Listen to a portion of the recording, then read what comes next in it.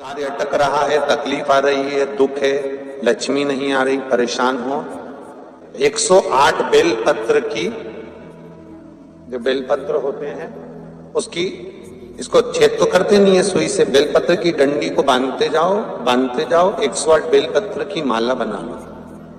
और माला बनाकर भगवान शंकर के गले में, शंकर के शिवलिंग को जो चढ़ा देता है उसकी मनोकामना भगवान शंकर पूरी कर देते हैं। अट्टा एकादशी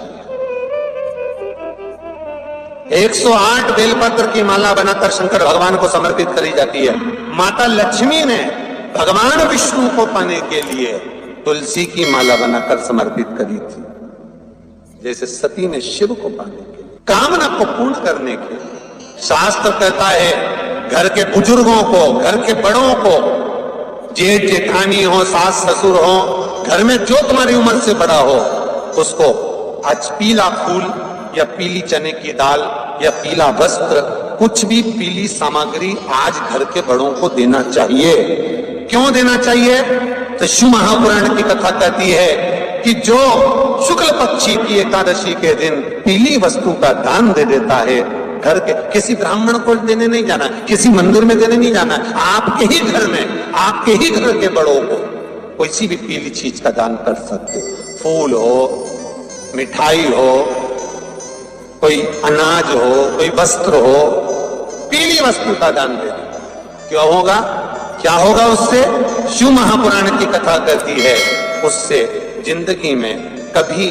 बड़ी बीमारी प्रवेश नहीं करती। सनातन धर्म कहता है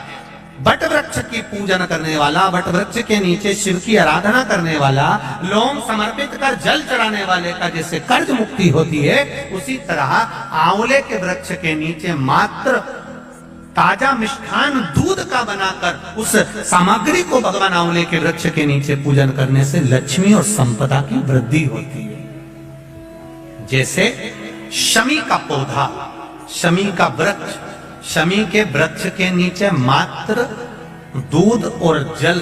मिला हुआ जल, शमी के वृक्ष के नीचे मात्र ओघड़दानी अवधूतेश्वर महादेव के नाम से केवल हफ्ते में एक बार भी अगर दूध और जल का मिश्रण शमी के पौधे के नीचे कर दिया जाता है तो कहते हैं शरीर में बड़ी से बड़ी अगर बीमारी है, कहीं कैंसर जैसा रोग है या किडनी लीवर जैसा रोग है, कोई भी तकलीफ, कोई गांठ अगर शरीर में हो गई है, तो शमी के वृक्ष के नीचे दूध का जल थोड़ा सा हफ्ते में एक बार अवधूतेश्वर महादेव के नाम से समर्पित कर देने से रोग। सबसे पहला नियम एकादशी व्रत का सबसे पहला नियम है कि आप जिस दिन व्रत करो उसके एक दिन पहले भक्ति का संचार इस हृदय में करो। भक्ति का संचार इस हृदय में कर लीजिए। जिस दिन आप व्रत करो, जैसे एकादशी का व्रत कर रहे हो तो दशमी के दिन शाम का समय जब आवे, रात्रि जब होने लगे, शाम का समय आवे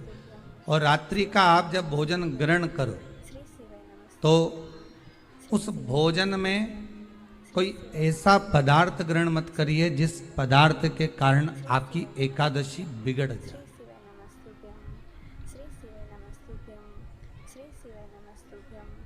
कोई बेकार भोजन हमें ग्रहण नहीं करना, श्रेष्ठ भोजन ग्रहण करिए दशमी। और एकादशी का दूसरा नियम बहुत ध्यान से सुनिएगा। जिस दिन आपकी एकादशी का व्रत हो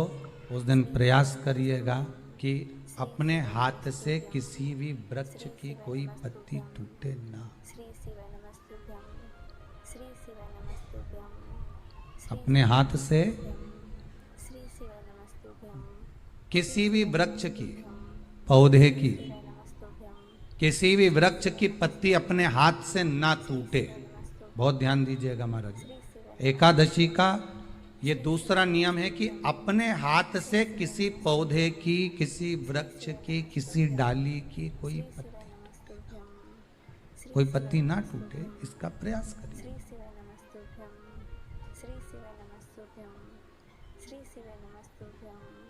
श्री शिवाय नमस्तुभ्यं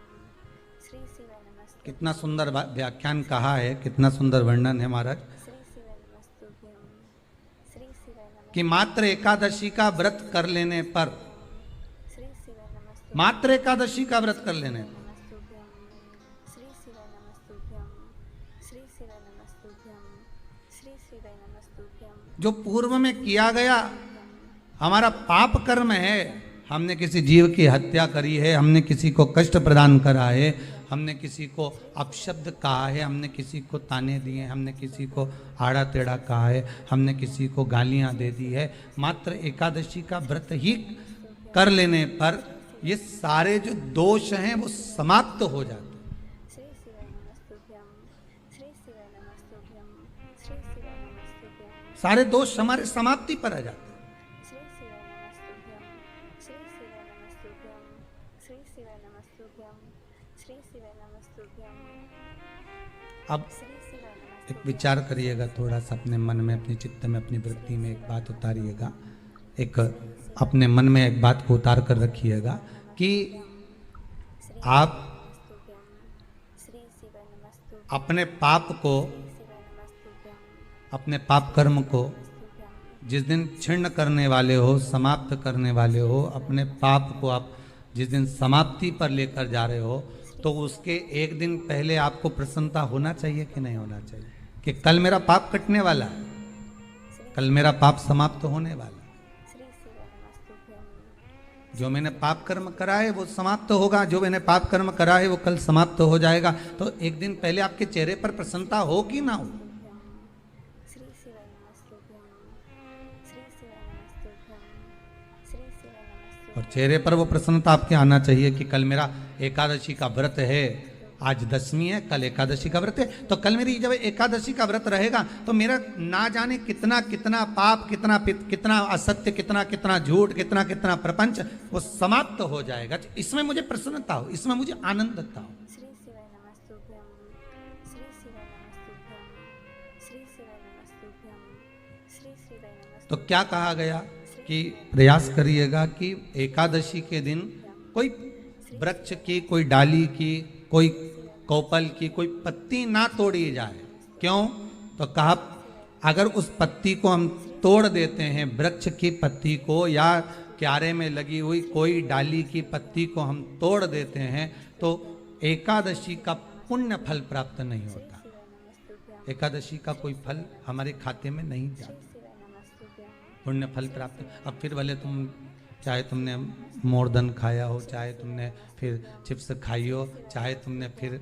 व्रत का कितना ही सामान खा गए हो और तुमने सोचा कि आज मेरी एकादशी है, तो फिर उसका कोई फल प्राप्त नहीं, उसका कोई सुख प्राप्त नहीं आता, फिर उसका कोई आनंद प्राप्त नहीं आता,